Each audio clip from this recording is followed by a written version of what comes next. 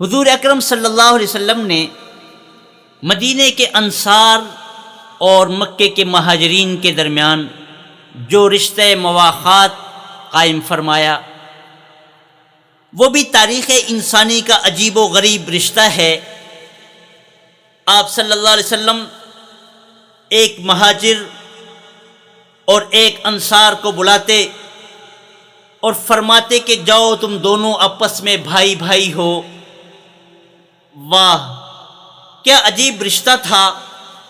نہ خون کا تعلق، نہ حسب و نسب کا تعلق، نہ وطن کا تعلق، اگر تعلق ہے تو صرف ایمان کا تعلق ہے۔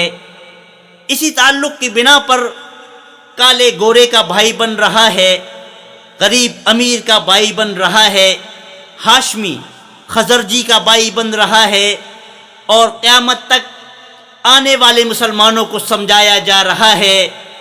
یاد رکھو، سب سے مضبوط رشتہ ایمان کا رشتہ ہے۔ یہی وہ رشتہ ہے جو مشرقی کو مغربی کا اور عجمی کو عربی کا بھائی بنا دیتا ہے۔ اسی رشتے مواخات کے لیے انصار میں بڑا جوش و خروش تھا۔ ہر انصاری کی خواہش تھی کہ کاش کوئی مہاجر میرا بھائی بن جائے، یہاں تک کہ ان کے درمیان قرآن دازی کی نوبت آ گئی۔ محترم سامعین، یہ صرف خانہ پوری کا رشتہ نہ تھا، بلکہ انصار نے پوری خوش دلی سے اس رشتے کو قبول کیا اور مہاجرین کو اپنی دولت، اپنی زمین اور اپنے بھائی میں تصرف کا ایسا ہی اختیار دے دیا جیسے حقیقی بھائیوں کو اختیار دیا جاتا ہے۔ صحیح بخاری باب اخاء النبی صلی اللہ علیہ وسلم بین المہاجرین والانصار میں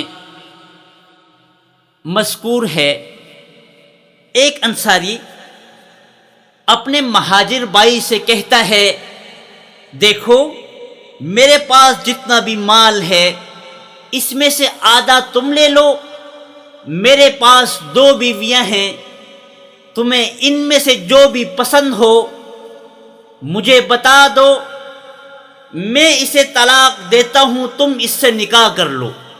دوسرا انصاری اپنے مہاجر بھائی سے کہتا ہے، میری زمین آدھی میری ہے آدھی تیری ہے، کوئی بات نہیں، اگر تم کاشتکاری نہیں جانتے تو کاشتکاری میں کروں گا، اور جو غلہ آئے گا آدھا غلہ میرا ہوگا آدھا غلہ آپ کا ہوگا۔ ذرا آپ اپنے سینے پر ہاتھ رکھ کر سوچئے کہ ان باتوں کا سننا اور سنانا تو آسان ہے، لیکن ان پر عمل کرنا کتنا مشکل ہے۔ کوئی ہے جو اپنے خون پسینے کی کمائی کسی کو مفت دینے کے لیے آمادہ ہو جائے؟